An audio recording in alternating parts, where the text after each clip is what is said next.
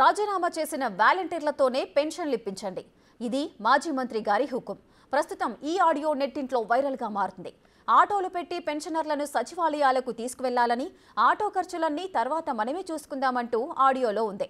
Pension ఇప్పించిన తర్వాత మళ్లీ వాళ్ళ ఇంటి దగ్గర దింపే బాధ్యత కూడా మీదే అని ఆడియో టేప్లో ఉండటం ఆశ్చర్యానికి గురి చేస్తోంది.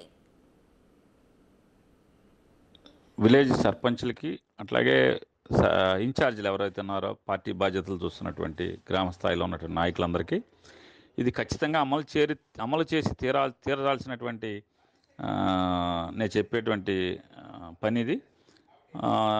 మీ పంచాయతీ సెక్రటరీ గారితోనూ వాళ్ళతో మాట్లాడుకుని రేపు పెన్షన్స్ ఎట్లా ఇస్తున్నారు పంచాయతీ ఆఫీసులో లేదా సచివాలయంలో, వాళ్ళ ఏ క్లస్టర్లో ఎప్పుడెప్పుడు రావాలి అనేది మీరు వివరం కనుక్కుని మనం రిజైన్ చేసినటువంటి వాలంటీర్లు మీరు కలిసి ఆ పెన్షన్దారులందరినీ కూడా దగ్గరుండి వీలుంటే ఆటో పెట్టండి, తర్వాత ఆ లెక్కలేంటో మన ఇద్దరం చూసుకుందాం.